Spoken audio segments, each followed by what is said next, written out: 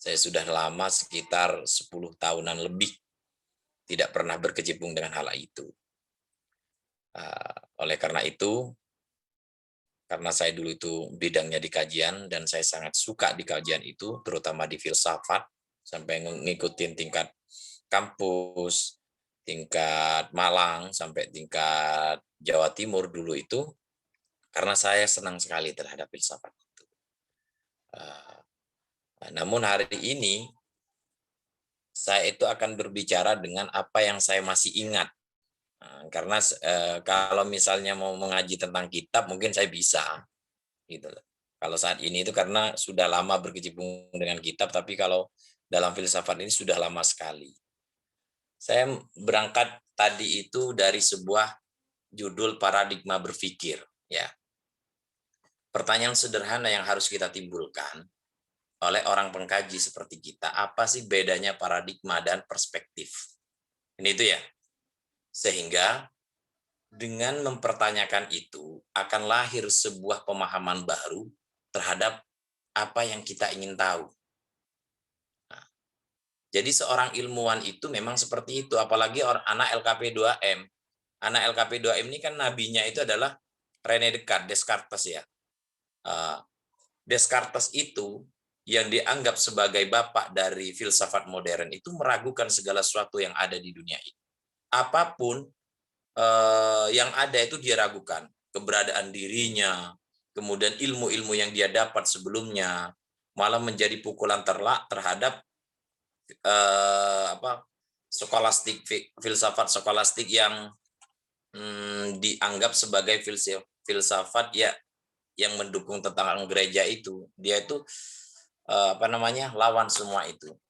Sampai dirinya sama Descartes itu dilawan. Sehingga muncul yang namanya skeptisisme atau menyaksikan segala sesuatu yang ada di dunia ini. Sampai adanya Tuhan oleh Descartes itu pertamanya itu memang diragukan. Tapi keraguan yang dibangun oleh Descartes, kesangsian yang dibangun oleh Descartes itu dengan kesangsian metodis. Artinya kesangsian-kesangsian itu nanti dicari jawabannya sehingga menimbulkan suatu pertanyaan atau gagasan yang absolut. Gagasan yang tidak bisa disangsikan lagi. Itu bedanya kita dengan Descartes. Kalau kita kadang-kadang tidak tahu jawabannya berhenti. Tapi kalau Descartes enggak. René Descartes itu enggak. Ketika dia menyaksikan sesuatu, segala sesuatu yang ada di dunia itu disangsikan kecuali dirinya yang dalam keraguan itu. Jadi katanya Descartes semuanya disangsikan kecuali dirinya yang dalam keraguan itu. Bedanya kalau Descartes itu mencari jawabannya, tapi kita itu berhenti di sana. Itu ya. Kalau kita menganggap Descartes sebagai nabinya LKP2M, maka ikuti langkah-langkahnya. Artinya ketika kita itu meragukan segala sesuatu, maka kita cari jawabannya. Itu ya. Jadi di dalam paradigma berpikir yang coba ditawarkan sana itu apa sih bedanya paradigma dan perspektif? Paradigma itu adalah suatu langkah tindakan yang nantinya akan mempengaruhi terhadap cara berpikir kita, cara bersikap kita, dan cara kita itu ber berinteraksi dengan orang lain. Itu adalah paradigma. Kalau perspektif itu hanya bersifat sudut pandang kita terhadap sesuatu itu yang menggunakan akal untuk menghakimi atau menilai sesuatu itu. Makanya biasanya di dalam penelitian-penelitian itu misalnya perspektif, misalnya gini, pernikahan dini dalam perspektif hukum Islam. Nah, maka hukum Islam sebagai melihat dari bagaimana pernikahan dini itu menurut hukum Islam itu sendiri. Tapi paradigma itu jauh lebih dari itu, lebih mengakar. Artinya paradigma itu ketika berpikir atau paradigma berpikir bagaimana pemikiran kita itu dapat dapat memberikan manfaat terhadap diri kita, dapat memberikan manfaat terhadap akhlak kita lah kalau bahasanya itu dan yang lainnya. Itu adalah paradigma. Dan mungkin secara asumsi saya yang ingin dibangun oleh anak-anak LKP terhadap paradigma berpikir itu adalah tentang paradigma berpikir kritis. Ya, itu kan ya. Ini kebingungan saya mengisi tentang materi ini, lama ndak diskusi ini, belepotan kemana-mana. Jadi paradigma berpikir kritis itu sebenarnya sederhana, Mbak. Artinya, kalau kita ingin menjadi orang yang kritis, maka hal yang pertama yang harus ditanamkan dalam diri kita adalah harus skeptis. Harus meragukan segala sesuatu. Meragukan dalam segala sesuatu itu, kalau di dalam filsafat ilmu, maka akan berujung pada 3 pilar. Secara ontologi, secara metodologi, secara aksiologi. Kalau kita sudah bisa menerapkan 3 pilar itu di dalam kehidupan dan cara berpikir kita, maka kita sudah menjadi orang yang kritis. Kenapa seperti itu? Karena tidak ada sesuatu itu yang tidak bisa disangsikan. Itu ya. Tidak ada sesuatu yang tidak bisa disangsikan. Misalnya tentang manusia, kita menyaksikan aja sehingga kita itu timbul suatu keingintahuan yang tinggi terhadap manusia itu sendiri. Misalnya, apa sih manusia? Perbedaan manusia dengan yang lainnya itu apa? Ini secara ontologi itu begitu. Bertanya tentang esensi manusia itu sendiri. Apa yang membedakan manusia dengan hewan? Apa yang membedakan manusia dengan jin? Apa yang membedakan manusia dengan malaikat? Sehingga ketika kita benar-benar paham akan hal itu, maka kita akan menemukan suatu kesimpulan yang besar bahwa manusia itu ini seperti ini. Nah, gitu ya. Kalau di dalam bahasa mantik itu manusia itu adalah hayawanun natik. Itu adalah hewan yang dapat berpikir. Nah, kemudian bagaimana proses penciptaan manusia? Nah, itu kita kemudian berbicara tentang teori penciptaan manusia itu sendiri. Manusia itu diciptakan begini, begini, begini, begitu. Nah, itu adalah proses pada tingkatan epistemologi terhadap teori penciptaan manusia. Kemudian, kenapa manusia itu harus diciptakan? Ini berkaitan dengan yang namanya aksiologi, artinya fungsi dan tujuan yang berkaitan dengan nilai itu, kenapa manusia itu diciptakan. Kalau kita sudah bisa, misalnya mengaplikasikan 3 teori pilar teori filsafat ilmu di dalam kehidupan kita, yang didasari dengan yang namanya teori skeptisisme itu, maka segala sesuatu yang ada di dunia ini pasti kita bisa pertanyakan. Dan sebenarnya teori berpikir itu, misalnya kalau kita kembalikan karena kita ini orang Islam, di dalam teori teologi kita, Imam Ibnu Arabi dan Imam Sanusi itu misalnya di dalam mukaddimahnya kitab Kifayatul Awam itu mengharamkan atau menghukumi orang yang taklid, ya, orang taklid itu dihukumi sebagai mana orang kafir, artinya orang yang tidak akan selamat nanti di akhirat. Kenapa begitu? Karena orang muqallid itu, orang-orang yang taklid itu tidak melalui proses berpikir di dalam mengenal Allah. Paham ya? Tidak melalui proses berpikir dalam mengenal Allah. Dia hanya, misalnya dia hanya ikut-ikutan karena orang tuanya Islam, maka dia jadi Islam. Tidak mencoba menyaksikan kenapa saya harus Islam. Siapa Tuhan yang saya sembah ini? Kenapa harus mempercayai terhadap Tuhan itu? Nah, itu harus berpikirnya harus seperti itu. Jadi ketika misalnya ditanyakan tentang hanya sebatas tahu di dalam aqaid yang 50 itu misalnya wujud, qidam, baqa, itu tidak cukup. Maka harus tahu apa sih tanda wujudnya Allah. Nah, kalau hanya cuma tahu Allah itu ada tanda wujudnya Allah dia tidak bisa menyebutkan, maka itu menurut Imam Ibnu Arabi dengan Imam As-Sanusi itu maka dia masuk di dalam kategori kafir. Artinya apa?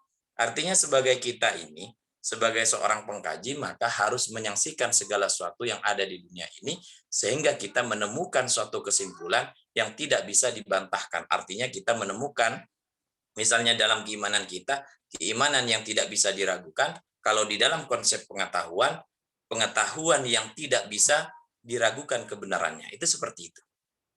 Oke? Paham ya? Sederhananya itu berpikir itu seperti itu, Mbak.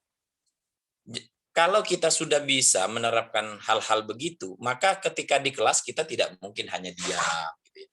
Kemudian hanya mengikuti apa kata-kata yang ada di yang diungkapkan oleh dosennya. Karena kalau misalnya kita mengikuti apa yang diungkapkan oleh René Descartes itu, cogito ergo sum itu, aku berpikir maka aku ada, maka segala sesuatu yang ada saat itu diragukan, termasuk dogma-dogma gereja yang diungkapkan oleh para pendai-pendai gereja terhadap Tuhan dan yang lainnya, dia sangsikan. Descartes itu sangsikan.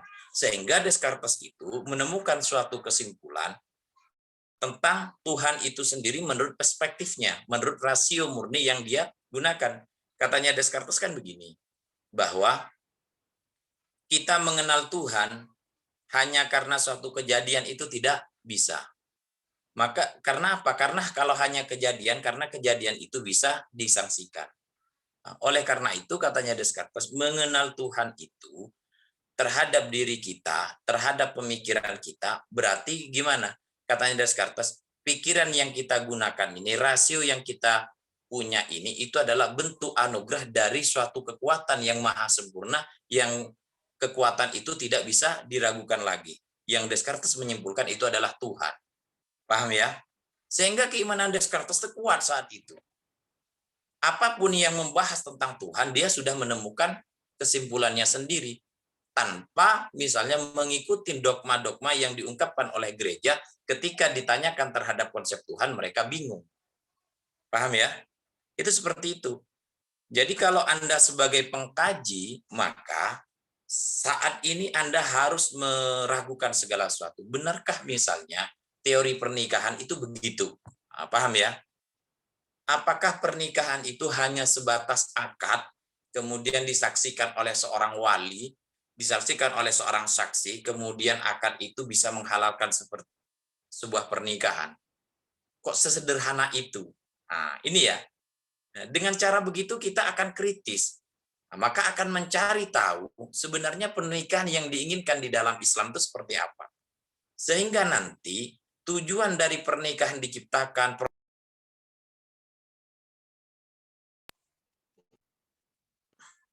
yang membedakan pernikahan dengan kumpul kebo ini seperti ini akan melahirkan suatu konsep pernikahan yang humanis, yang itu sesuai dengan apa yang diciptakan oleh agama dan orang itu sendiri. Tapi kalau kita misalnya tidak meragukan segala sesuatu baik dalam segi berpikir kita, maka kita hanya akan menjadi ikut-ikutan saja. Paham ya? Itu seperti itu. Makanya di dalam konsep Islam itu kan begini, niatul mukmin khairun min amali, sama fikratul mukmin khairun min tatbiqihi. Rangka keranah berpikir seorang mukmin itu lebih bagus dari aplikasinya itu sendiri. Karena ketika, maaf ini terganggu, sering ada telepon masuk ini barusan. Sampai mana barusan? Karena kalau orang itu misalnya begini, orang itu misalnya langsung melaksanakan perbuatannya tanpa melalui proses berpikir yang benar, pasti perbuatannya itu tidak terlalu bagus. Tapi kalau orang itu misalnya berbuat sesuatu melalui konsep berpikir yang baik, maka akan perbuatannya itu baik. Paham ya? Nah, kalau misalnya kita kembalikan pada kitab Ta'lim Muta'allim itu kan tafakkar qoblal kalam kan ya. Jadi kita itu disuruh berpikir dulu sebelum kita mengungkapkan. Itu pentingnya kita menggunakan akal kita di dalam kehidupan kita. Gitu ya. Kalau tipikal saya itu begini dalam. Jadi saya lebih akan terpacu ketika nanti ada diskusi interaktif antara kita. Ya. Antara kita sehingga saya itu nanti bisa ingat apa yang Anda pertanyakan itu. Cuman secara garis besarnya begini cara berpikir kritis itu. Satu, berangkat dari menyaksikan segala sesuatu ya. Di kelas itu loh. baik keterangan dosen itu kalian sanksikan semua aja. Nomor 2, cara menemukan suatu pertanyaan berarti berangkat dari suatu ontologinya dulu. Misalnya Anda pembahasannya tentang apa biasanya di kelas itu? Tentang ulul albab lah. Apa sih ulul albab itu? Apa yang membedakan ulul albab dengan non ulul albab misalnya? Paham ya? Kemudian bagaimana cara menjadi seorang ulul albab? Gitu ya. Nah, kemudian yang ketiga ini, untuk apa konsep ulul albab itu ada misalnya di Win Malang. Ketika 3 ini sudah Anda misalnya bisa terapkan dalam segala ilmu pengetahuan, maka Anda sudah menjadi pribadi yang berpikir kritis dan sistematis pemikiran Anda. Kelemahan kita misalnya, kelemahan kita yang harus kita akui, kelemahan mahasiswa itu biasanya dia menghilangkan ranah ontologi langsung masuk pada ranah epistemologi. Paham? Contoh sederhananya begini.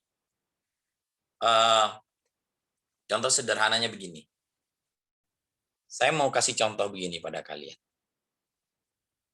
Saat ini kalian misalnya kondisinya lapar. Ini yang saya sering contohkan. Kondisinya lapar, kemudian tidak punya makanan, tidak punya apa-apa. Kita melepaskan dari dogma yang kita punya. Lapar ya. Kemudian ini saya punya roti nih. Saya punya roti. Ini Anda boleh menjawab sekarang. Saya pancing pemikiran Anda bahwa kadang-kadang kita itu meninggalkan ranah ontologi langsung masuk pada dunia epistemologi. Kalian lapar semua, kemudian Anda lapar, ini ada roti. Sekarang gini, kan kalian semua ini pasti Islam ya. Ada nggak yang nggak Muslim ini? Nah, saya tanyakan pada Anda. Pasti Islam kan ya? Ya Gus, Islam Gus. Oke, sekarang pasti Islam.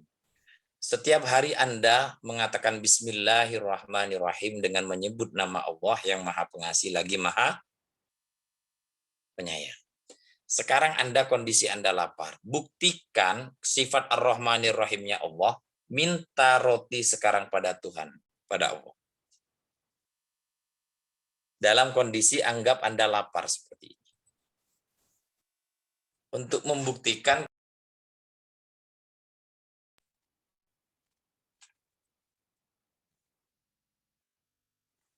ayo sekarang. Ini boleh Anda sekarang boleh menjawab. Bagaimana Anda mau menjawab?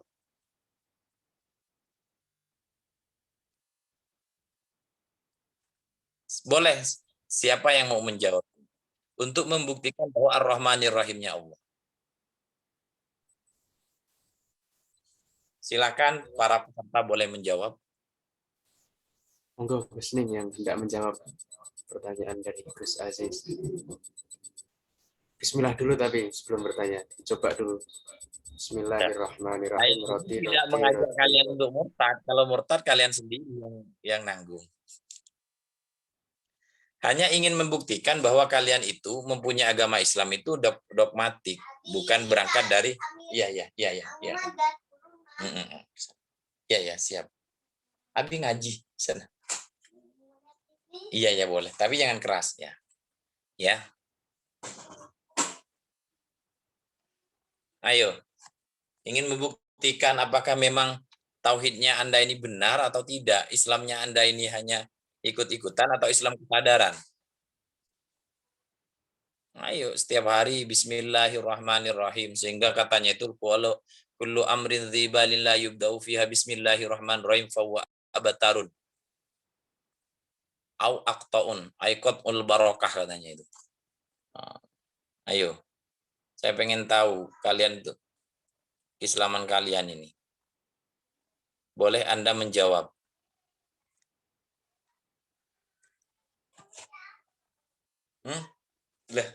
Katanya ini sudah saya kasih menyaksikan segala sesuatu ini. Ini hal kecil ini. Apalagi sampai masuk pada sekolah kalian. Enggak sholat pulangnya kalian. Coba Gus saya. Coba. Jadi karena Allah itu adalah musababul asbab, jadi kita mencari sebab untuk bagaimana kita mendapatkan roti tersebut. Gitu Gus.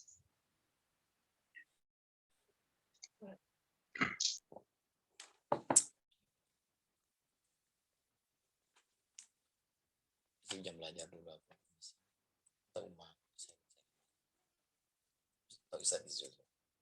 Terus Mungkin Mbak. ada yang lain yang hendak mencoba. Diulangi lagi, saya barusan nggak konsen karena ternyata barengan ngaji Mbak. Tapi sudah lupa saya kalau Monggo. barengan. Yuk. Monggo Pak Dir, diulangi lagi Pak Dir. Saya coba menjawab Gus. Jadi kaitannya bisakah Allah itu memberikan roti secara langsung? Jadi karena Allah itu adalah musababul asbab, maka Allah memberikan perantara Gus, terhadap makhluk untuk mendapatkan roti tersebut. Jadi tidak semata-mata ketika kita percaya bahwa Allah adalah Tuhan memberikan secara langsung, karena Tuhan sendiri adalah musababul asbab. Kamu sekarang ini dalam kondisi lapar, Mas. Maksud saya itu buktikan Ar-Rahmanir Rahim, Tuhanmu yang kamu sebut setiap hari itu.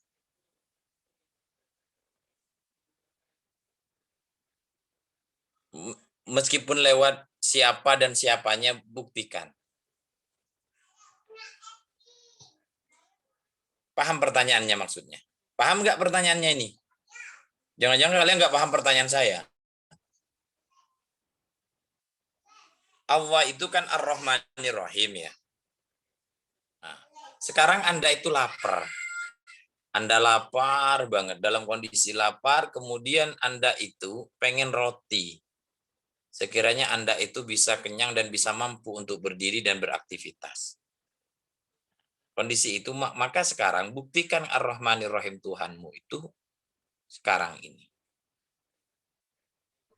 Izin jawab, Gus. Silakan.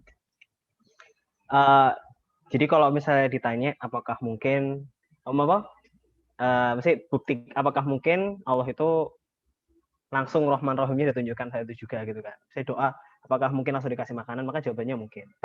Cuman kenapa kok yang saya terjadi itu enggak gitu ya. Misalnya kayak pembantaian, misalnya kayak perang dunia dan sebagainya, itu kan mana Tuhanmu gitu loh. Terus setelah perang dunia kan ateisme kan meningkat secara drastis loh.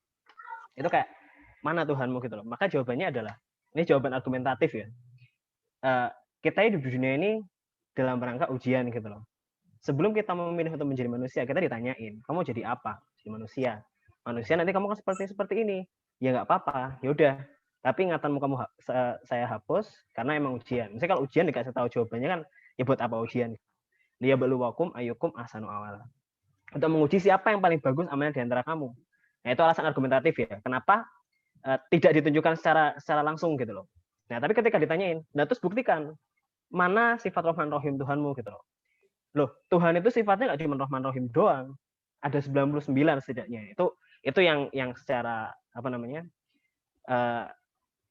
skriptif ya. Artinya sebenarnya ada banyak juga itu. Tuhan itu sebutlah dengan nama apapun yang memuji. Tuhan ya maha kuasa, Tuhan ya maha menghukum, Tuhan ya maha segala-galanya. Jadi kita berdoa dengan kelaparan, saat itu Tuhan sedang menunjukkan kedikdayaannya, al-qadirnya, maha kuasa.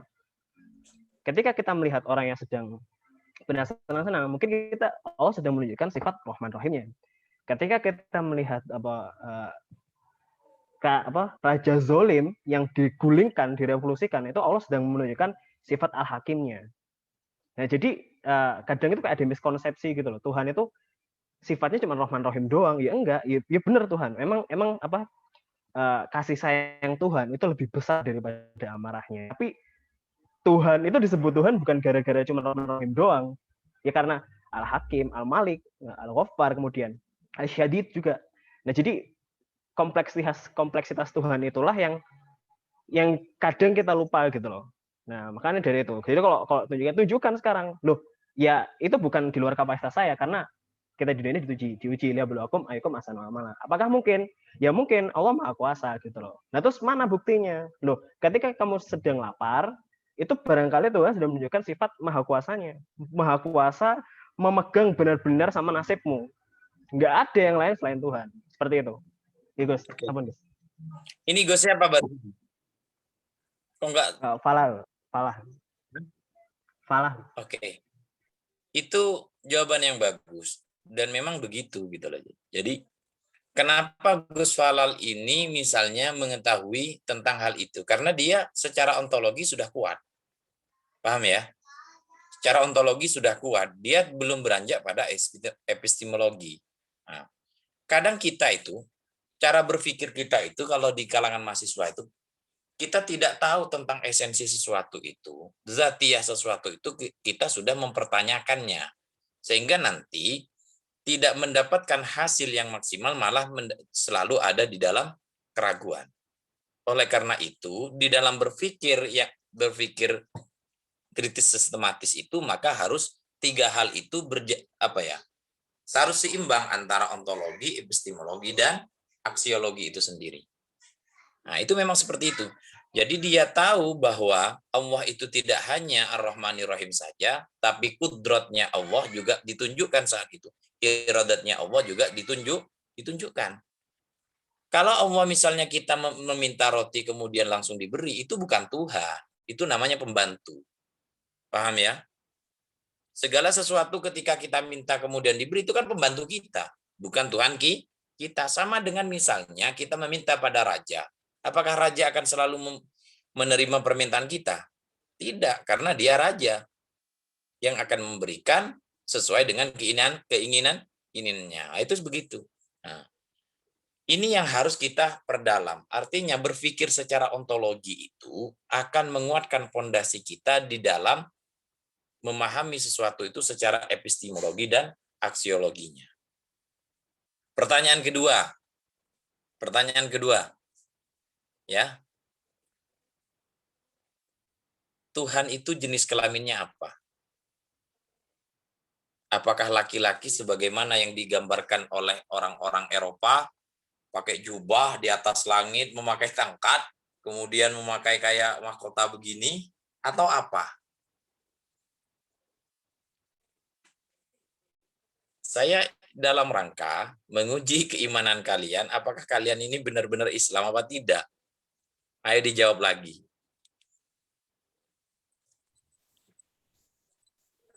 Monggo silakan yang hendak menjawab pertanyaan tadi. Apakah jenis kelamin Tuhan? Silakan dijawab. Gus Daning sekalian.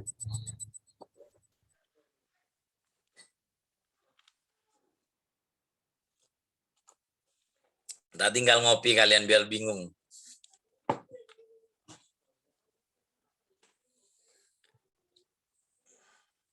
Ini masih dua hal ini. Saya belum mempertanyakan Tuhan hanyalah sebuah simbol. Takut kalian tidak mampu untuk menjawab.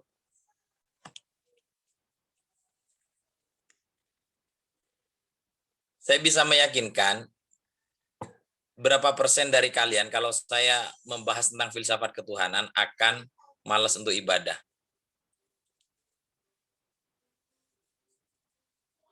Kalau saya tidak mau mengajak kalian.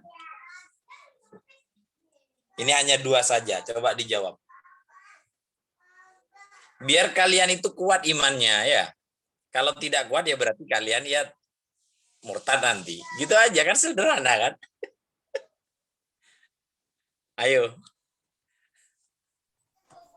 Katanya mau berpikir kritis. Jadi kajian tuh seperti itu, biar kalian tuh berpikir sekarang, tak aja untuk berpikir. Kalau pengen lebih mendalam, nanti tak kasih yang lebih mendalam. Izin jawab, Gus. Jawab lagi, Gus. Jawab, Wis. Ayo. Jadi kalau pertanyaan apa jenis kelamin Tuhan itu sebenarnya pertanyaan yang nggak harusnya muncul gitu. Itu sama aja mempertanyakan apakah ada sistem scroll di koran yang cetakan. Sistem scroll itu adanya di Instagram, di barang-barang elektronik gitu loh. Sementara koran ini datang terlebih dahulu gitu loh. Tuhan itu ada sebelum manusia itu ada sebelum keperluan untuk beregenerasi yang mamalia itu. Mamalia itu diciptakan setelah Tuhan. Tuhan itu jauh sebelum itu. Maka mengkait-kaitkan Tuhan dengan persepsi atau dengan kapasitas kita sekarang itu sebenarnya nggak masuk akal juga gitu. Itu apa ya? Apa yang qadim dan apa yang datang setelahnya itu harusnya berbeda gitu loh.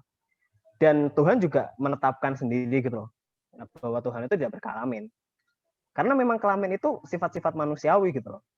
Sifat-sifat yang manusiawi dan ya mungkin hewani juga. Hewani karena cuma hewan-hewan doang. Tuhan bukan hewan. Maka dari itu Tuhan tidak berkelamin. Begitu, Gus. Itu kan karena Anda hati-hati terhadap agama. Saya kan orang ateis yang tidak mempercayai bahwa hal-hal begitu. Tuhan ada sebelum ini, Tuhan ada, kan saya orang ateis. Ya apa Anda meyakinkan saya seorang ateis ini bahwa sebelum ada makhluk ada Tuhan? Ya kita harus sepakati dulu Tuhan yang mana. Tuhan kan selama peradaban manusia kan ada banyak. Mau Tuhan Yunani, Tuhan Yesus, Tuhan yang mana dulu? Kalau Tuhan Yesus, Tuhan Yunani itu Tuhan-Tuhan yang sudah terpengaruh oleh sifat-sifat manusiawi. Kenapa kok Tuhan selalu digambarkan sebagai laki-laki? Itu semua itu sebenarnya sudah menandakan apa ya? Keterkaitan apa ya? Deity atau super beings yang itu sudah dilekatkan sama persepsi manusia gitu loh.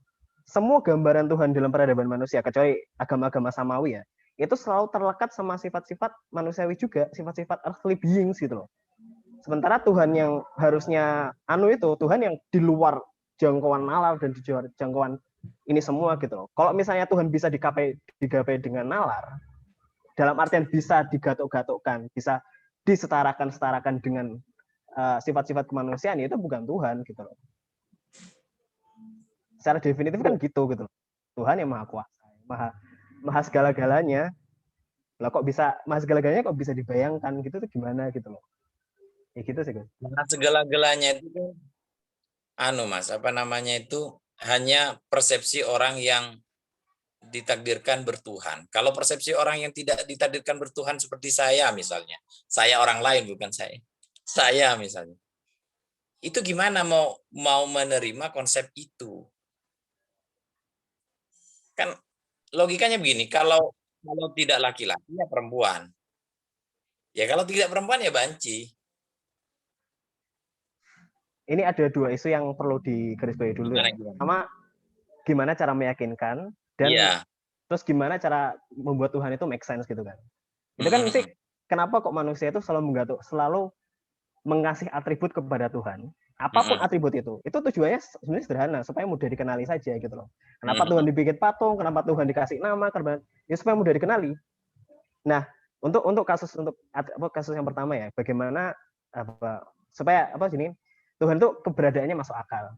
Ya kan lebih masuk akal kalau sesuatu yang ada itu pasti karena ada sesuatu sebelumnya gitu loh. Nggak mungkin ada sesuatu kalau nggak ada yang membuat itu ada.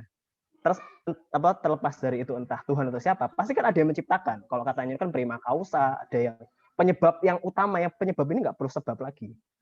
Dia menyebabkan hal-hal yang lainnya.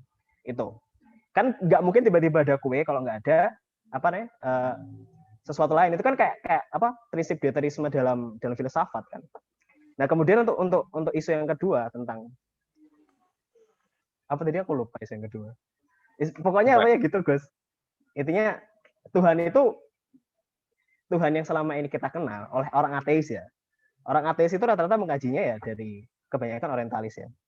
Dari orang-orang Kristen gitu loh. Ya mereka pakai kerangka anti argumennya ya berdasarkan Tuhan orang Kristen Trinitas yang mana dalam kitabnya sendiri terdapat banyak kontradiksi gitu loh. Kan kitabnya itu direvisi oleh banyak sejarawan dan sebagainya. Jadi kerangka antitesis untuk ketiadaan Tuhan itu kayak udah flawless, udah jadi kayak flawful dari awal gitu loh. Sementara yang kita diskusikan adalah Tuhan dalam Islam gitu loh. Gitu sih, guys. Kalau misalnya gini ya, bahwa sebelum ada sesuatu itu segala sesuatu itu pasti ada penyebabnya. Misalnya ya, sebelum angka kosong itu ada angka berapa? 0. Kita bicara dalam definitif atau dari garis bilangan? Kalau garis bilangan ini negatif 1. Yang penting kamu Gusnya bisa meyakinkan saya.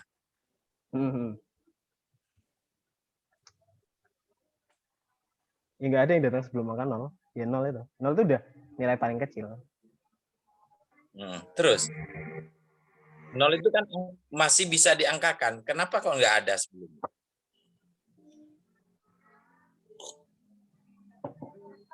Ya nggak tahu guys. Yang lain. Katanya mau berpikir, paradigma berpikir. Ini mempengaruhi loh. Ini paradigma bukan perspektif. Ini mempengaruhi terhadap sholat Anda, yakin apa enggak habis ini. Sebelum angka 0 ya -1, Gus. Kalau melihat dari garis bilangan. Ya. Ayo. Ya, itulah. Terus tentang yang lain itu. Yang lain. Ayo neng-nengnya ini, suara merdunya ini. Gus, saya tanya aja boleh? Sudah ditanyakan. Boleh, Gus. Akan ditanyakan. Gimana Pak moderator? Moderatornya gimana? Sebelumnya belum masuk ke sesi pertanyaan, Gus. Oke. Tapi kalau Gus Aziz berkenan untuk menjawab, monggo. Saya terserah moderator. Kalau menurut saya, ini alangkah baiknya dituntaskan pertanyaan agar supaya keimanan kita kuat kembali gitu, Gus. Kira-kira seperti itu.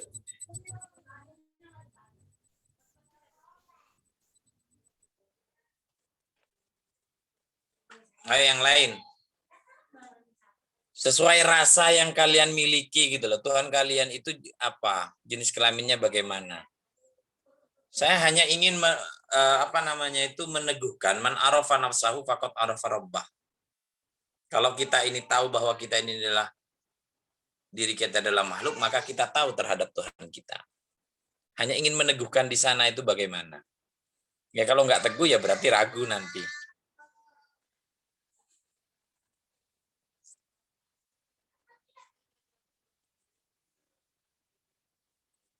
Atau langsung masuk pada pertanyaan, Mas, biar yang lain juga berpikir. Katanya kan paradigma berpikir kan? Saya mau coba jawab, Gus. Silakan. Siapa ini? Gus Farid. Monggo, Gus Farid. Kalau misalnya kita bentar dulu. Jangan matikan kameranya itu, biar saya tahu apakah Anda itu ganteng atau jelek itu. Ayo. Oke.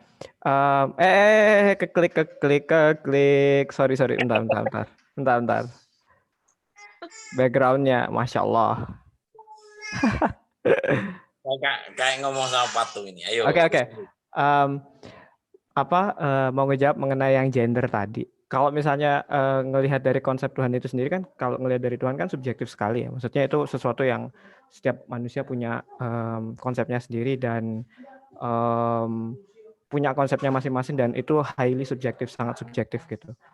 Apakah perlu menanyakan gender untuk bisa mengetahui Tuhannya sendiri? Menurut saya itu tidak diperlukan. Ya mungkin bagi orang lain perlu gitu. Tapi bagi saya sendiri kalau melihat secara pribadi sendiri tidak diperlukan karena konsep Tuhan saya tentang apa agama itu sendiri itu mungkin berbeda dengan versi Anda juga gitu ya, baik teman-teman di sini maupun semua orang gitu. Meskipun kita merujuk kepada satu Tuhan yang sama gitu. Cuman kita melihat Tuhan itu sendiri bisa berbeda-beda perspektifnya. Apakah aku perlu gender untuk bisa meyakinkan bahwa Tuhan itu beneran ada? Menurut saya tidak diperlukan karena itu sesuatu yang aneh untuk bisa menyautkan Tuhan dengan konsep manusia itu sendiri gitu. Karena kan sebenarnya asal-usul pertanyaan itu muncul karena pikiran bahwa konsepnya kita punya konsep bahwa Tuhan itu adalah ciptaan dari konsep manusia gitu. Sehingga orang-orang ateis yang mengatakan seperti apakah gendernya dan lain sebagainya itu mereka punya pikiran bahwa Tuhan itu adalah perwujudan dari manusia itu sendiri. Makanya kayak Tuhan-Tuhan Yunani dan lain sebagainya itu punya perwujudan seperti dewa-dewa yang punya emosi manusia dan lain sebagainya. Balik lagi gender, apakah aku harus meyakinkan diriku harus tahu gender akan Tuhan untuk bisa meyakinkan Tuhan itu ada atau tidak, atau untuk bisa beriman kepada Tuhan aku perlu tahu pertanyaan tentang gender? Menurutku itu sesuatu yang aneh dan sesuatu yang irrelevan karena buat apa? Konsep Tuhan itu sangat subjektif masing-masing setiap orang meskipun kita merujuk kepada Tuhan yang sama gitu. Itu sih jawabanku akan pertanyaannya. Oke. Yang lain? Ini Jawab, Gus. kita coba menerapkan dalam konsep rem dekat tadi itu menyaksikan segala sesuatu. Bahkan agama yang kita anut ini. Oke, monggo Neng. Rida Rahmawati ya. Terkait Tuhan, kenapa Tuhan nggak berjenis kelamin? Bukan. Kenapa? Bukan. Tuhan laki-laki atau perempuan kan, Gus? Kalau konsepsi saya selama ini mengenai Tuhan, kenapa kalau dalam pikiran saya kan Tuhan tidak berjenis kelamin. Kenapa Tuhan tidak berjenis kelamin? Karena ya Tuhan bukan makhluk. Tuhan adalah pencipta kholik. Jadi di sini itu salah satu sifat Tuhan itu kan berbeda dengan makhluk ya. Jadi Tuhan itu pastinya secara materi pasti sangat berbeda dengan makhluk. Makhluk tidak bisa berpikir apa yang ada dalam dirinya, apa yang Tuhan ciptakan untuk dirinya itu dimiliki juga oleh Tuhan. Analoginya seperti ini. Apakah pembuat patung, ada seorang pembuat patung nih, apakah patung yang dibuatnya sama seperti dirinya? Enggak kan? Kan patungnya terbuat dari kayu dan dirinya itu manusia. Itu konsep pencipta dan yang dicipta ya. Apalagi kita sebagai manusia, konsep makhluk dan kholik sangat berbeda pasti secara materi. Seperti itu, Gus. Paham saya. Terima kasih. Sama-sama. Yang lain? Ini bukan dalam rangka Anda takut murtad kan ya? Bisa menjawab mungkin. Silakan. Mas siapa? Baik. Mas Jihar. Mas Jihar. Monggo Mas Jihar. Oke. Tentang pertanyaan Tuhan itu berjenis kelamin laki-laki atau perempuan. Dari pertanyaannya sendiri itu bukan untuk mencari kebenaran. Tapi pertanyaan sendiri ini untuk apa? Untuk meyakinkan orang lain bahwa Tuhan itu tidak ada. Karena ini pertanyaan bukan pertanyaan kebenaran, tapi pertanyaan menghina. Pertanyaannya ini. Jadi kan tadi kan orang ateis kan, ceritanya kan orang ateis, ya kan gitu. Nah, saya sih asli nggak kritis lah. Cuma saya nyambungin yang tadi apa Gus Fala sama Gus Farid. Pertama kenapa orang tuh harus bertanya Tuhan itu seperti apa dan bagaimana bentuk rupa Tuhan. Ya kan ditanyakan kan dalam hal ini kan lah jisim Tuhan, bentuk rupa Tuhan. Kenapa disambungin ke gender? Tadi pertanyaan dari jawaban Gus Fala itu karena manusia itu akan mudah mengenali sesuatu yang realistik, sesuatu yang menurut akal dia ditangkap. Ketika satu hal tersebut irasional atau suatu tersebut di luar jangkauan mereka akan meragukan sesuatu tersebut. Nah, terus yang kedua tadi yang dari Gus Farid tentang memang tidak dibutuhkan jawaban apakah Tuhan itu bergender atau tidak bergender, karena ketika kita membahas rasa manis, kita tidak bisa menjelaskan bagaimana rasa manis tersebut. Yang kita tahu adalah rasanya, tapi kita tidak bisa menyebutkan bahwa bagaimana rasa manis tersebut. Itu tidak akan sampai di jangkauan kita walaupun sesimpel itu, dan kita selalu mengatakan bahwa ini adalah manis. Menurut saya seperti itu, Gus. Oke, terima kasih. Yang lain? Ada yang lain yang mau anu? Halo? Sudah berarti? Saya Gus, Gus. Monggo. Saya berangkat dari ini sih Gus, laisa kamitslihi syai'un. Nah itu kan bentuk salah satu penegasan Tuhan bahwa Tuhan itu tidak menyerupai makhluknya.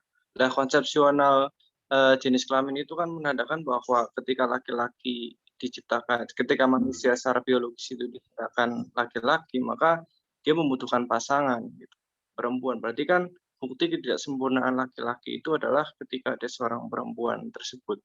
Bahkan ketika kita berpikir bahwa Tuhan itu adalah makhluk, bahwa Tuhan itu tidak berjenis kelamin pun, kita secara konsepsi itu telah menyamakan Tuhan dengan makhluk gitu, karena konsepsional daripada kelamin itu merupakan konsepsi dari makhluk gitu. Nah, kaitannya tersebut kan berarti kenapa kemudian Tuhan tidak dikaitkan dengan unsur-unsur yang melekat pada makhluk, ya karena secara tegas Tuhan memang berbeda dengan makhluknya. Nah, itulah bukti kesempurnaan Tuhan. Oke. Ada yang mau berpendapat lagi? Izin menambahkan. Ya, jadi di sini saya cuma mau menambahkan dari Gus Mahmuri bahwasanya saya sepakat dengan pendapat tersebut. Dan sebenarnya pertanyaan ini sangat lumrah hadir di benak manusia.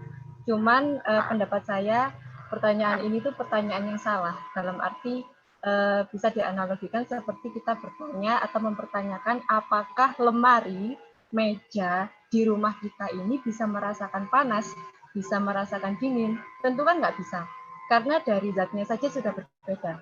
Kita manusia, kita makhluk, segala mereka benar-benar begitupun dengan Tuhan yang tidak sama dengan makhluknya dan tidak menyerupai dengan. Oke, terima kasih. Ada yang lain?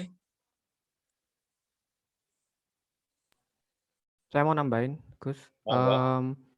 Sepertinya orang yang bertanya pertanyaan seperti ini sebenarnya ya ada sih ya, maksudnya lumrah gitu. Banyak orang juga sih baik yang beragama maupun yang enggak gitu yang menanyakan hal seperti ini. Cuman perlu digarisbawahi sebenarnya apakah kalangan tertentu ini dengan mempertanyakan hal-hal seperti ini itu ingin mengajak orang lain untuk meyakinkan? Menurut saya, bagi saya sendiri ya yang berpengalaman punya teman-teman baik umur 30, 40, 20-an yang memang mereka mengakui sendiri bahwa mereka itu ateis dan agnostik atau Islam KTP atau Kristen KTP di Indonesia, mereka sebenarnya tidak punya tendensi buat mempertanyakan hal seperti ini untuk menghasut kita semua gitu yang beragama mengenai iya dengan ditanya-tanya kamu akan sesat loh kayak gini. Menurutku untuk orang ateis menanyakan hal seperti ini sebenarnya sesimpel karena rasa ingin tahu dan tidak ada bermaksud untuk meyakinkan sih, Gus. Jadi kalau misalnya ada orang yang mempertanyakan hal seperti ini dan mereka punya tendensi untuk menghasut orang-orang beragama agar mereka imannya goyah dan lain sebagainya, kalau dari pengalaman saya sih sebenarnya tidak ya, karena selama saya berkecimpung di komunitas kayak begituan dulu ya sampai sekarang mereka mempertanyakan hal seperti itu ya karena rasa ingin tahu aja gitu, bukan untuk bermaksud menyesatkan teman-teman yang lain gitu yang sudah punya konsep tentang ketuhanan sendiri, karena mereka ya open minded dan melihat bahwa konsep ketuhanan itu adalah sesuatu yang subjektif dan mengubah konsep ketuhanan di diri orang lain itu sesuatu yang menghabiskan banyak waktu dan tergolong useless atau ya nggak guna juga sih, karena ya buat apa gitu. Itu sih Gus, nambahan. Oke. Masih ada yang lain? Ada yang lain enggak? Mungkin itu dulu Gus, jawaban dari Gus Ning sekalian. Teman-teman ini sangat luar biasa cara berpikirnya. Artinya sebenarnya banyak hal yang sudah terjawab tadi, hanya saya cukup ingin menyederhanakan saja bahwa gini, untuk mencapai pemikiran yang kritis itu harus memang menyaksikan segala sesuatu, bahkan rasa manis itu memang ada apa tidak. Karena kalian memilih Descartes sebagai nabi setelah Nabi Muhammad, maka rasa manis pun itu harus dilogikakan, harus dirasiokan. Apa sih rasa manis itu? Kalau itu tidak bisa terjawab dengan baik dan benar, maka kalian itu masih ada di dalam kesangsian itu sendiri. Jadi misalnya kita, kenapa saya misalnya di dalam konteks ini mempertanyakan sampai pada jenis kelamin Tuhan? Itu pun sah bagi saya seorang yang memang anggaplah dalam tanda kutip kurang mempercayai. Iya. Kurang mempercaya terhadap adanya Tuhan misalnya ya, sampai pada jenis kelamin Tuhan itu.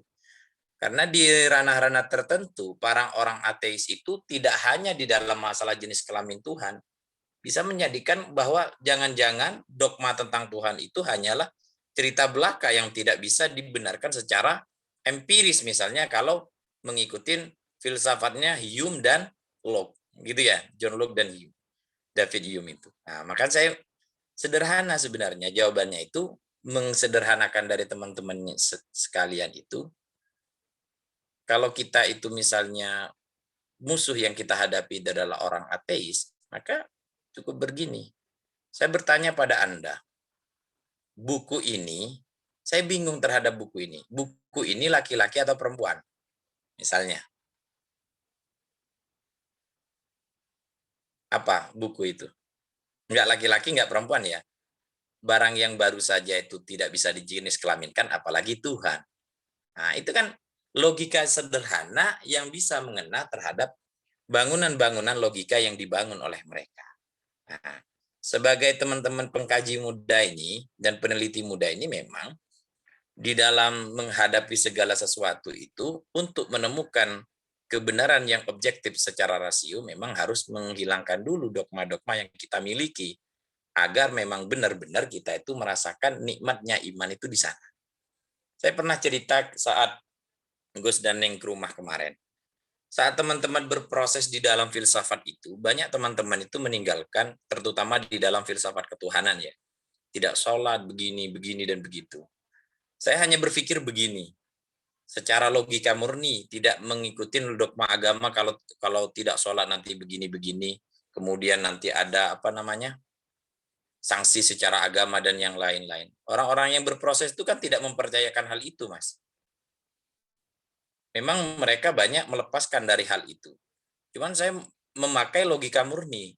Kalau kata saya diskusi sama teman saya nggak sholat itu. Kalau saya ingin mendekati seorang perempuan, ya, paham ya? Kalau saya ingin mendekati seorang perempuan, apakah saya menjauh darinya atau mendekatinya untuk mendapatkan itu? Atau untuk mengenal perempuan itu? Ayo gimana kira-kira?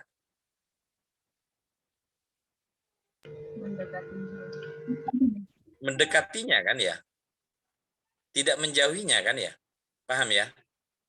Nah, kalau saya ingin tahu terhadap agama saya atau ingin tahu terhadap Tuhan saya, kan saya harus selalu mendekatinya agar saya itu tahu Tuhan saya itu seperti apa, bukan malah menjauhi, paham? Nah, ini yang saya logika murni yang saya bangun saat itu bahwa dalam mendekati Tuhan itu bisa jadi seperti mendekati seorang perempuan. Artinya apa? Ketika mau mendapatkan seorang perempuan, cinta dari seorang perempuan, maka saya harus mencari tahu tentang dia, ingin tahu apa yang kesukaan dia, apa saja yang dia tidak sukai. Kemudian aturan-aturan ketika mendekati dia seperti itu, larangan-larangan seperti itu. Sama dengan kita mendekati seorang Tuhan. Sama kita mendekati Tuhan. Artinya saat mendekati Tuhan itu, kita pun harus mengikuti apa yang Tuhan kita inginkan. Sifat perilaku apa yang dia sukai, itu seperti itu, bukan malah menjauh. Sehingga logika-logika ini ternyata itu sangat mempengaruhi terhadap istilahnya keberagamaan saya daripada doktrin-doktrin yang saya dapatkan sebelumnya. Paham ya?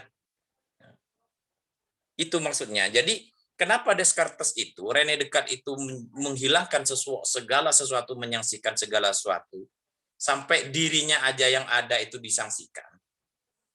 Disangsikan kecuali yang tidak disangsikan itu bahwa dirinya di dalam keraguan itu. Sehingga kemudian dia itu menemukan suatu jawaban yang spesial yang membuat dirinya itu benar-benar percaya bahwa adanya Tuhan itu.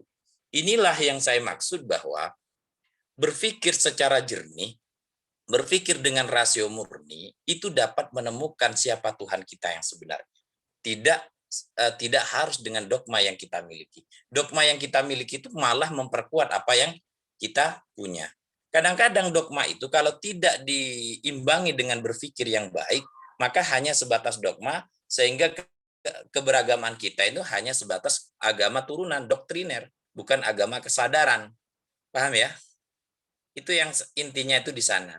Saya tidak menambah yang lain karena ini sudah jam 8.46. Tadi ada yang mau bertanyakan, silahkan dulu. Saya kembalikan pada moderator dulu.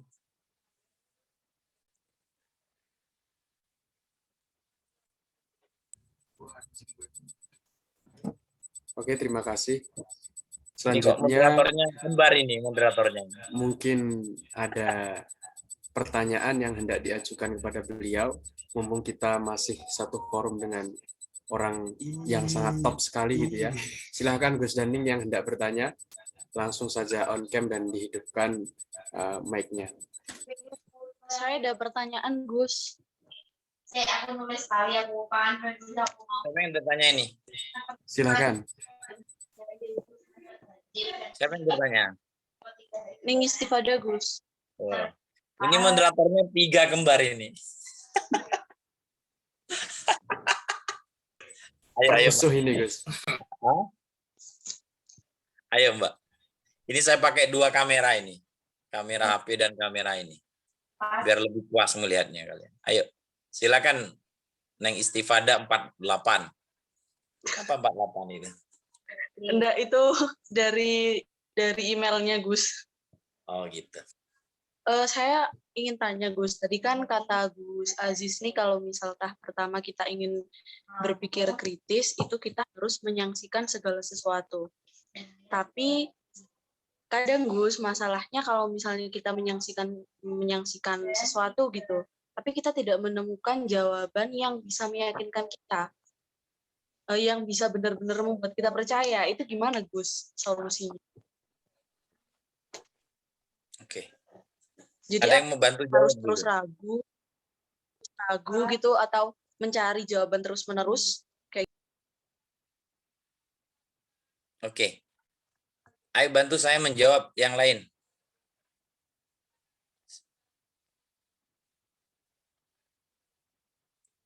Halo?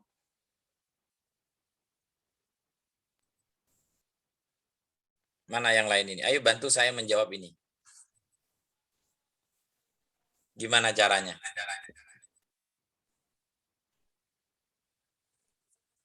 Saya coba bantu jawab, Gus.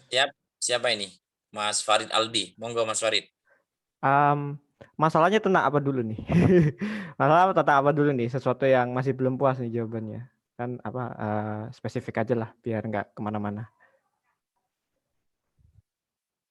Ekspresikan. Apa ya? Ya banyak gitu, Far. Kalau misalnya kita mempertanyakan tentang Tuhan itu tadi kan. Nah, kita kan udah jelas kita nggak perlulah nyari jawaban yang pasti kayak Tuhan tuh jenis kelaminnya apa, karena jawabannya udah pasti. Tuhan itu tidak berjenis kelamin. Nah, seperti itu kan. Tapi kalau misal dalam hal-hal kecil seperti kata Gus Aziz tadi kan, kita harus misalnya kalau dalam kelas gitu, kita menyaksikan keterangan atau penjelasan dari dosen gitu. Nah, kalau misal kita menyaksikan penjelasan dari dosen, misal satu penjelasan tentang apa gitu, nah kita tidak menemukan jawaban yang menurut kita cukup memuaskan. Nah, itu gimana caranya? Apa kita harus terus ragu, terus akhirnya kita nggak nemu jawaban, atau kita terus nyari sampai waktu yang kita nggak tahu kapan pastinya gitu? Oke, masalah dosen ya di kelas ya. Kalau misalnya kita nggak puas sama jawabannya misalnya, nggak puas sama jawabannya dosennya. Sebenarnya konsep yang aku pegang ya, kalau misalnya dosen di kelas, ya berarti ya harus punya ini ya, belajar dulu ya. Maksudnya sebelum masuk kelas itu udah ada bekal dulu sebelum dosennya ngomong gitu ya, agar kita bisa tahu gitu. Nah, bekalnya itulah yang nantinya jadi dasar kita buat apakah nanti bisa ragu apa enggak. Bisa apa namanya, kok apa yang aku pelajari sama yang dosen omongin kok beda sih. Nah, itu kan muncul keraguan tuh. Cuman kalau misalnya memang kejadiannya seperti itu dan memang masih ragu, ya apa yang kita lakukan sebenarnya tadi udah jawab sih ya, sama diri sendiri sebenarnya. Retorika sekali ya. Mencari lagi, raguin lagi, kalau aku saranin sih cari di perspektif yang berbeda ya. Maksudnya kayak kalau misalnya dosen yang tentang materi apa gitu ya, tentang misalnya lagi deh ketuhanan gitu. Ya mungkin mungkin bagi kita ngomongin tentang gender itu udah puas gitu, gak usah ditanya-tanya lagi gitu. Oh iya ya semuanya setuju. Tapi aku yakin di luar sana itu pasti ada orang yang masih belum puas gitu dengan jawaban gitu. Ya terima aja gitu. Itu bukan sesuatu yang mesti dipertanyakan lah sebenarnya. Jawaban seperti itu, versi seperti itu mungkin ada juga orang yang masih belum puas dengan hal itu. Ya yang bisa dilakukan ya cari lagi, cari di perspektif yang lain gitu. Mungkin di perspektif orang seperti kita ya, mungkin seperti itu jawabannya. Bagaimana dengan orang-orang yang punya latar belakangnya lain, mungkin latar belakangnya misalnya kayak orang tuanya yang I don't know, beda agama, atau misalnya lagi beneran atheistful, itu gimana pendapat mereka gitu. Nah dari situ sih dari berbagai macam perspektif, dilihat dari perspektif yang berbeda aja sih. Dari situ nanti kita bisa lihat cari jawaban yang puas gitu. Jadi lihat dari perspektifnya aja sih yang diubah gitu. Kalau emang nggak puas di perspektif itu, cari di perspektif yang lain. Itu sih. Oke. Ada yang lain yang mau bantu jawab? Saya Gus. Silahkan. Ya, Jadi untuk kan tadi pertanyaannya bagaimana kita menghadapi dengan persoalan yang tak terjawab misalnya gitu ya. Terus kita nggak puas nih, apa ini jawabannya gitu kan. Saya kan sedikit storytelling ya, karena saya saya jurusan fisika. Saya kan sedikit cerita tentang perjalanan umat manusia dalam mengenal atom gitu ya. Jadi, jurusan apa Mas? Jurusan apa? Fisika. Oh, terus. Jadi atom dulu itu pertama kali dipertanyakan ya, yang terkenal dari catatan sejarah itu sama Demokritus. Jadi kata atom sendiri kan dari Yunani kan, dari atomos, jadi yang tidak bisa dibagi lagi. Tapi sebenarnya itu masih kurang menjelaskan ya, kurang definitif gitu. Apa itu atom? Nah, fun fact, pertanyaan ini baru bisa dijelaskan kembali 2 milenia setelahnya.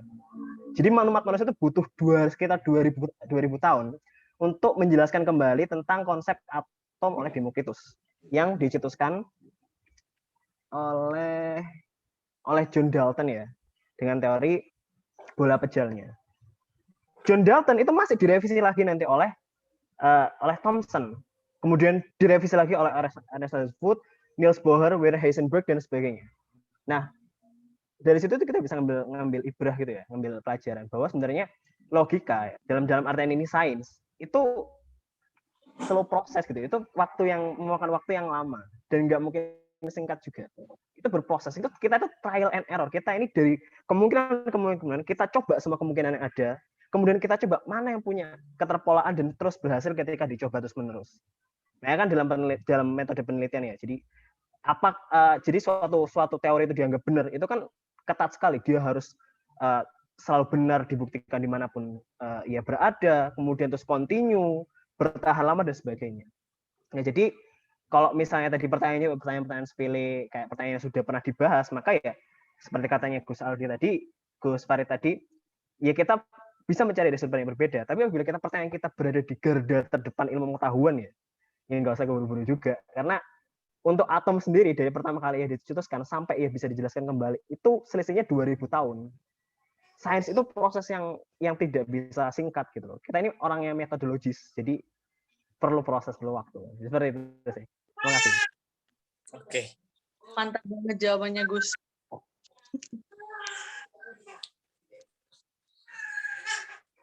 Sudah berarti Mbak ya?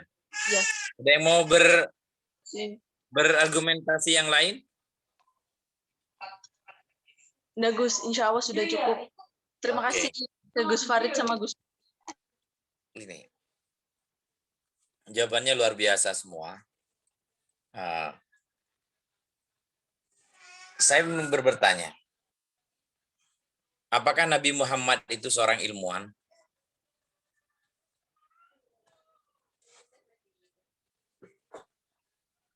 Boleh menjawab? Siapa yang mau jawab? Ini kan saya diajak suruh berpikir, paradigma berpikir kan? Saya boleh izin menjawab, Gus. Silahkan. Apakah Nabi Muhammad itu seorang ilmuwan? Saya jawab bukan. Beliau, ilmu itu didapatkan karena kita bertakwa. Jadi beliau itu kan emang udah dijamin surga, tapi beliau bertakwa. Dengan begitu, saya lupa ayatnya, ketika kita menambah ketakwaan kita, maka ketika kita tidak mengetahui akan suatu hal, maka Allah itu akan secara tidak langsung kayak tiba-tiba kita tuh tahu, paham gitu. Begitu aja. Oke, yang lain bisa membantu menjawab. Definisi ilmuwan sendiri gimana, Gus? Mungkin definisi saya sama definisi Anda mungkin berbeda, Gus. Sama aja. Oke, asumsikannya sama ya, ilmuwan yang sekarang ya. Oke, berarti ilmuwan itu menyandarkan kepada metodologi ilmiah ya, metodologi ilmiah dan berdasarkan ke sains. Apakah Nabi Muhammad itu ilmuwan? Menurut pendapat saya bukan, karena Kenapa? Karena Nabi Muhammad gini. Jadi secara epistemologi filsafat ilmu itu sebenarnya ada 4 kan sumber pengetahuan itu. Ada rasio, empiris, intuisi, dan wahyu. Dan menurut saya Nabi Muhammad itu mendapatkan pengetahuan melalui wahyu, melalui Tuhan gitu. Sedangkan saintis sendiri atau ilmuwan itu sendiri mendapatkan pengetahuannya ini melalui rasio dan empirisme. Dari mikir dan melihat observasi dari alam. Dan menurut saya Nabi Muhammad mendapatkan sumber pengetahuannya itu melalui wahyu yang mana kalau di Quran dijelaskan lewat perantara malaikat. Begitu sini, Gus. Oke. Ada yang lain? Oke, ini karena waktunya sebentar. Apa yang dikatakan oleh Gus Daning itu benar, bahwa Nabi Muhammad itu bukan seorang ilmuwan. Kenapa begitu? Karena sederhananya ilmuwan itu bisa dibantah. Teori saat itu, misalnya teori tentang bumi datar, kemudian dibantah lagi dengan istilahnya, itu adalah ciri ilmuwan.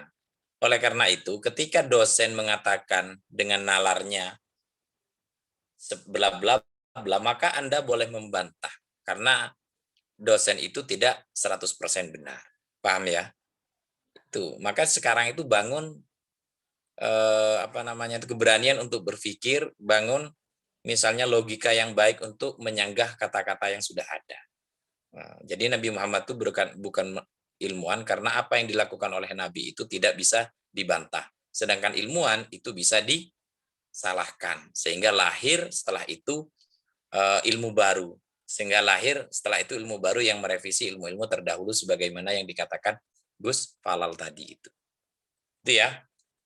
Malam ini saya hanya ingin mengajak kalian berpikir, tidak kemana-mana. Ternyata saya lihat caranya berpikir Anda itu sudah luar biasa. Tinggal Anda itu imbangi dengan bacaan-bacaan yang lain. Kenapa kadang-kadang misalnya begini, triknya di kelas itu. Kenapa kadang-kadang kita itu takut untuk bertanya? Kenapa kita itu misalnya di kelas itu pertanyaan takut tidak baik?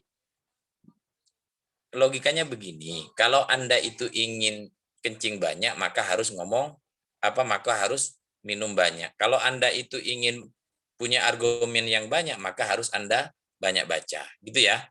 Jadi itu satu kesatuan yang tidak bisa dilepaskan. Tapi kalau memang orang itu punya keahlian di dalam ngomong gitu ya, itu meski kalau dia tidak baca, kelihatan aja perkataannya, itu hanya asumsi-asumsi.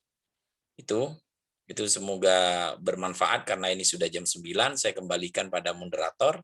Silakan moderator.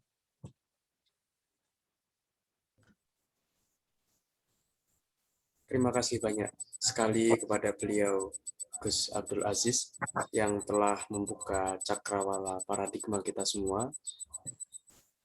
Semoga samudera ilmu yang telah beliau sampaikan tadi bisa bermanfaat untuk kita dan pada nantinya bisa kita terapkan di kehidupan kita sehari-hari.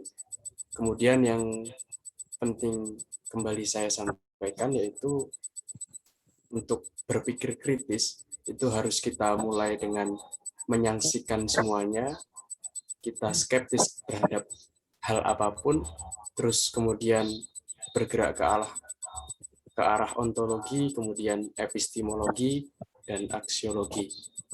Untuk diskusi kita pada malam hari ini, mungkin kita cukupkan, bertemu di diskusi-diskusi yang lain. Sekali lagi, samudera terima kasih kepada beliau Gus Abdul Aziz yang telah membuka cakrawala kita semua, dan juga salam semangat untuk anggota dan pengurus LKP2M untuk bertemu lagi di diskusi-diskusi selanjutnya. Mari kita tutup dengan bacaan hamdalah bersama-sama. Alhamdulillahirabbil alamin. Ini ada sesi foto bareng enggak nih? Ada Gus. Monggo Gus. Ayo, hidupkan kamera semua. Ayo. Silahkan on cam kepada seluruh. Nanti di kelas di grup di share. Senyum, jangan merengut ya.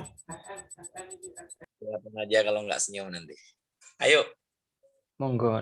Hanya hidupkan dulu. Ning aja mengapa-apa. Mas Irsyadul Ibad dipandu. Silahkan on cam semua. Aku senyum mulai tadi ini enggak berhenti-berhenti ini. Takut dicebret. FN apa dir? Lali aku sih.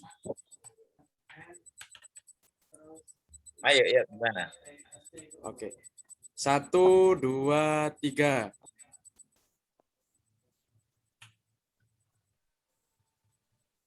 Sudah. Bentar.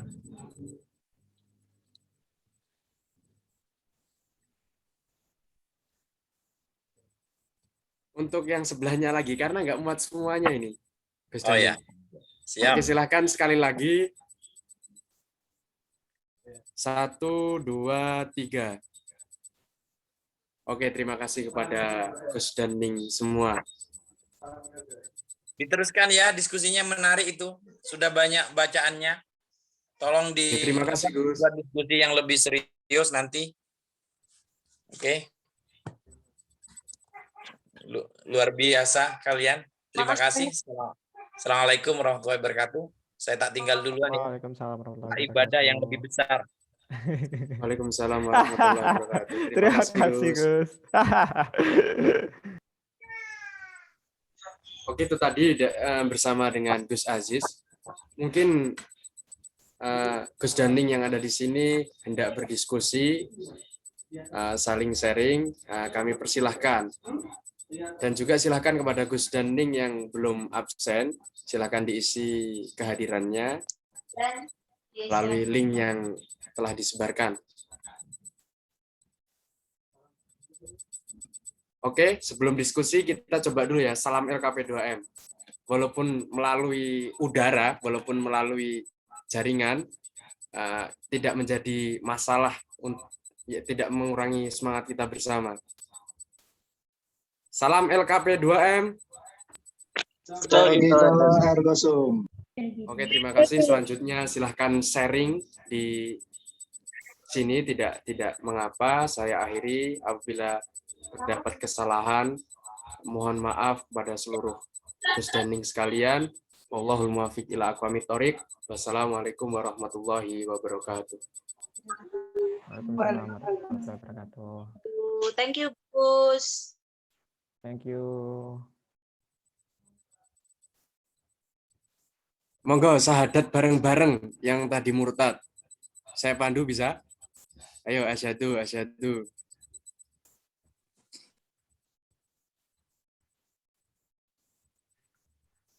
Nugas.